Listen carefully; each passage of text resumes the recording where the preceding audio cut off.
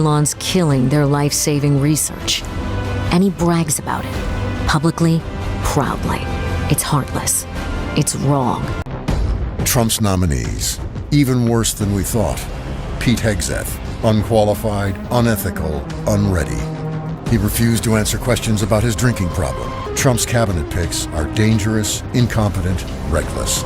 They'll put his agenda over America every time. Remember when political ads were as boring as C-SPAN reruns? Well, the Lincoln Project just cranked the volume to 11 and Trump's ears are bleeding. If you've ever shared a Trump meme, laughed at a late night show monologue, or rolled your eyes at a White House press conference, this video is for you. We're diving into the ads that are making America laugh again at Trump's expense. Quick favor before we move on. If you appreciate this content, consider giving this video a like and subscribing to the channel. Believe it or not, more than 92% of viewers haven't subscribed yet. It's free and only takes a second, but it means the world to us. So did you subscribe already? Great, thank you so much for your support. Now back to the video. Ever wonder how the Lincoln Project manages to get under Trump's skin so easily? It's like they've got a direct hotline to his Twitter fingers. These folks aren't your average political ad makers. They're ex-Republican strategists who've turned their insider knowledge into a Trump roasting machine. Picture this, a group of seasoned GOP veterans sitting around a table, but instead of plotting campaign strategies, they're brainstorming the best ways to make the Orange in Chief lose his cool. It's like they've gone from being the Avengers of the Republican Party to the Guardians of Democracy's funny bone. Watching the power grab and illegality going on in Washington, it's easy to feel helpless, like there's nothing you can do. Elon Musk, hailed for changing the way we drive, celebrated for sending rockets toward the stars. The penalties for violation are civil and criminal. Elon Musk and his tech bros are not above the law, and a corrupt president has no ability to pardon state crimes. Is using his power to do something unthinkable. He's slashing funding for life-saving medicine and science, shutting down cancer and Alzheimer's research, solutions for childhood diseases. These former insiders have taken their years of experience and flipped the script. They used to work behind the scenes to make Republican candidates look good, but now they're using all that know-how to make Trump look like a toddler throwing a tantrum in the grocery store because mommy won't buy him a candy bar. But here's the kicker. Their ads aren't just funny, they're like psychological warfare against Trump's ego. It's as if they found the password to Trump's brain and are having a field day messing with his mental desktop. They know exactly which buttons to push to make him go from 0 to nuclear faster than you can say fake news. Their strategy? Hit Trump where it hurts most, his image. They're not interested in debating policy or discussing the finer points of governance. Nope, they're going straight for the jugular, or in Trump's case, the ego. It's like they're playing a game of pin the tail on the Donald, and they never miss. These ads aren't your grandpa's political commercials. They're short, sharp, and spread faster than gossip at a high school reunion. Before Trump can even finish his morning Twitter tirade, these zingers are already making the rounds on social media, racking up views and leaving people in stitches. America on the march. President Trump announced this month that the Gulf of Mexico is going to become the Gulf of America. Can Jimmy have some freedom fries with that? Who controls the computer systems that decide if you get your tax refund, or disaster relief, or Medicare benefits? Elon Musk. Republicans have turned in their game uniforms and become cheerleaders. About a big, beautiful canal instead. And we're taking it back. Cheer for Donald Trump and Elon Musk. We got a new sheriff in town. But here's the real genius of their approach. They use Trump's own words against him. It's like they've got a Trump to English dictionary and they're translating his boasts into punchlines. Remember Covfefe? The Lincoln Project probably had a field day with that one. They're turning his verbal diarrhea into comedy gold faster than you can say bigly. And let's not forget about the timing. These ads drop with the precision of a comedian's punchline. Just when you think Trump might be having a quiet day, bam, the Lincoln Project serves up a fresh roast, and suddenly Twitter is on fire, and Trump is reaching for his phone, ready to unleash a caps lock tirade. The secret ingredient to their success. They know Trump better than he knows himself. It's like they've got a crystal ball that predicts his every move. They know that attacking his masculinity will send him into a tailspin faster than questioning the size of his inauguration crowd. They understand that comparing him unfavorably to Obama is like waving a red cape in front of a bull with a bad comb over. Ever wonder what would happen if you let a toddler pick your brain surgeon? Well, Trump's nominee selection process isn't far off. It's like he's playing a twisted game of pin the tail on the donkey, except instead of a donkey, it's America's future. And instead of a tail, it's the least qualified people he can find. Let's dive into this comedy of errors, shall we? You know, the White House is more than just a building.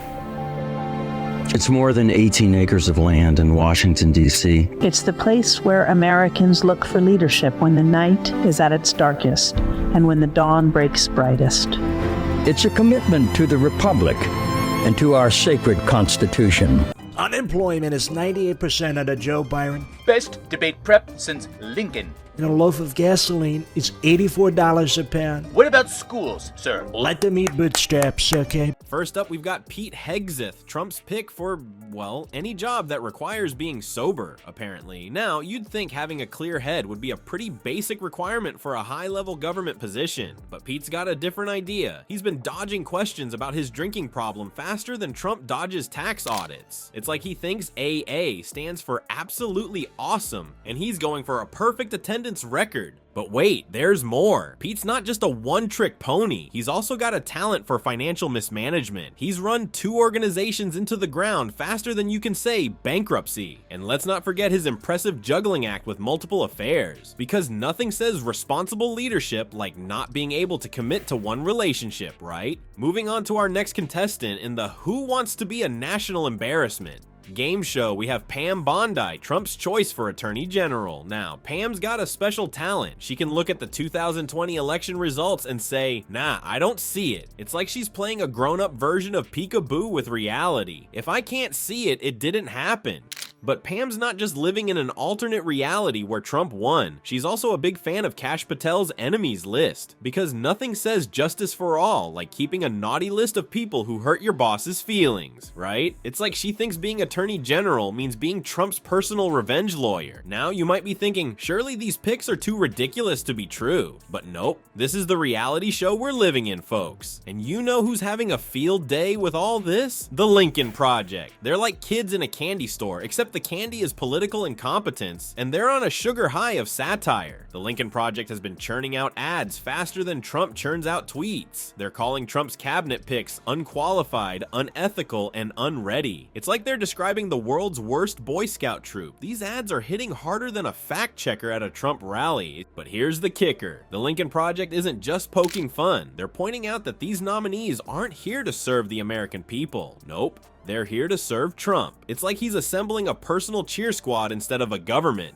Give me a T, give me an R, give me a UMP. What's that spell? Disaster. So what have we learned from this circus? Well, for one, Trump's idea of draining the swamp seems to involve replacing it with a toxic waste dump. And 2, if you ever feel underqualified for a job, just remember, you're probably overqualified for Trump's cabinet. Remember when political insults were as exciting as watching paint dry? Well, those days are long gone thanks to the Lincoln Project. These folks are turning the art of the political nickname into a comedy goldmine, and Trump's not laughing. Trump's always loved slapping labels on people like a toddler with a new pack of stickers. But now, he's getting a taste of his own medicine, and it's bitter as hell. The Lincoln Project is flipping the script on Trump's name-calling game, and boy, is he throwing a tantrum. Take Grumpy Trumpy, for instance. It's like they rejected him from the Snow White dwarf lineup for being too orange and whiny. Can't you just picture him stomping around the White House, muttering fake news under his breath? It's comedy gold, folks. But wait, there's more. Donnie Diapers is another gem that's got Trump's tidy whities in a twist. I mean, come on, it practically writes its own jokes. Is it a comment on his frequent Twitter outbursts? His tendency to throw tantrums? Or maybe it's just pointing out that he's full of, well, you get the idea. These nicknames are sticking to Trump harder than his spray tan on a white collar. And let's be honest, that's pretty darn sticky. It's like they've unlocked the secret formula for political Velcro, and Trump's the unwilling test subject. But here's the kicker, these aren't just funny, they're hitting Trump where it hurts, right in his ego. And let's face it, Trump's ego is about as fragile as a soap bubble in a sandstorm. Every time one of these nicknames trends on Twitter, you can almost hear the sound of Trump's blood pressure rising. It's like the Lincoln Project has figured out how to turn Trump's own game against him. They've taken his favorite weapon, the catchy, insulting nickname, and cranked it up to 11. And Trump, he's not handling it well. It's like watching a bully get a taste of his own medicine and realizing it's not so fun being on the receiving end. But here's the real kicker. These kindergarten tactics are actually working in political warfare. Who knew? It's like we've gone full circle, from sophisticated political discourse back to playground insults. But hey, if it gets results, who are we to judge? The best part, Trump can't seem to figure out how to fight back. Every time he tries to come up with a comeback, it just falls flat. It's like watching a bad comedian bomb on stage, except the stage is the entire country and the comedian is the former president. Yikes! And let's not forget about the orange turd. Now that's a nickname that's hard to flush away. It's crude, it's juvenile, and it's exactly the kind of thing that gets under Trump's skin. It's like they've distilled everything about Trump that his critics hate into 2 words. That's efficiency, folks. But here's the thing, as funny as these nicknames are, they're also serving a serious purpose. They're keeping Trump in the spotlight, and not in a good way. Every time one of these nicknames trends, it's a reminder of all the reasons people oppose Trump in the first place. It's like a constant drip, drip, drip of negative publicity, and it's driving Trump nuts. You thought political memes were just for bored teenagers? Think again. The Lincoln Project is turning the internet into a Trump roasting machine, and they're doing it with style. These folks aren't just making ads, they're crafting weapons-grade political memes that are spreading faster than fake news on your uncle's Facebook feed. Meet the meme masters behind the Lincoln Project's viral content. They're not your typical suit and tie political strategists. Nope,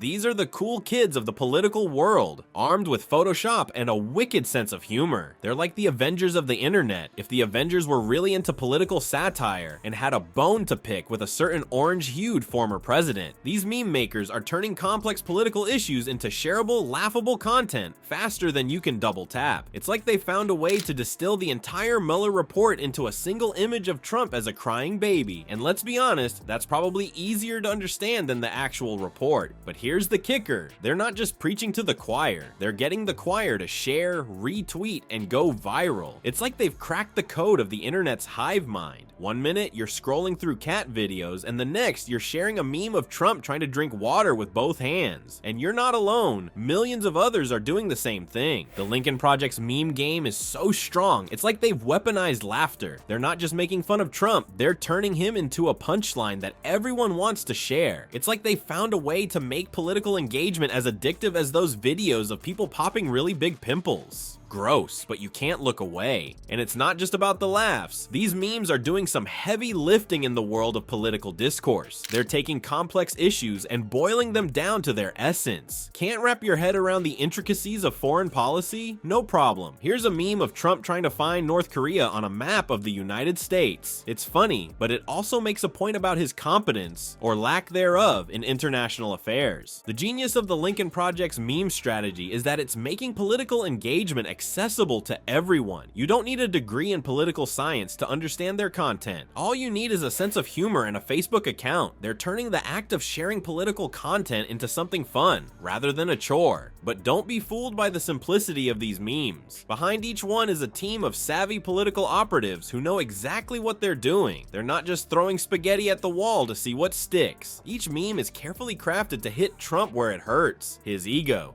And it's working. These memes are getting under Trump's skin in a way that traditional political ads never could. It's one thing to see a serious ad criticizing your policies. It's another thing entirely to see yourself portrayed as a toddler throwing a tantrum and knowing that millions of people are laughing at it. The Lincoln Project isn't just winning hearts and minds. They're winning the battle for your attention span. In a world where we're constantly bombarded with information, they found a way to cut through the noise. They're not asking you to sit through a lengthy political ad. They're giving you bite-sized pieces of political commentary that you can consume and share in seconds. The Lincoln Project isn't just making ads, they're turning political warfare into a comedy club. Their secret weapon, laughter. Turns out giggling at Grumpy Trumpy might be the best medicine for America's political headache. These ex-Republican pranksters are doing more than just poking fun at the Orange Man in the White House. They're actually getting young folks interested in politics. Who knew that memes could be more effective than boring old campaign speeches? It's like they found a way to make C-SPAN as addictive as TikTok. But it's not all just for laughs. The Lincoln Project's satire is actually making people pay attention to what's happening in Washington. They're learning about Trump's nominees without falling asleep. It's like sneaking vegetables into a kid's mac and cheese. They're getting their political nutrition without even realizing it. So next time you see Trump having a Twitter tantrum, remember, somewhere the Lincoln Project is already cooking up their response. And you can bet your last kafef it's going to be funnier than a cat video.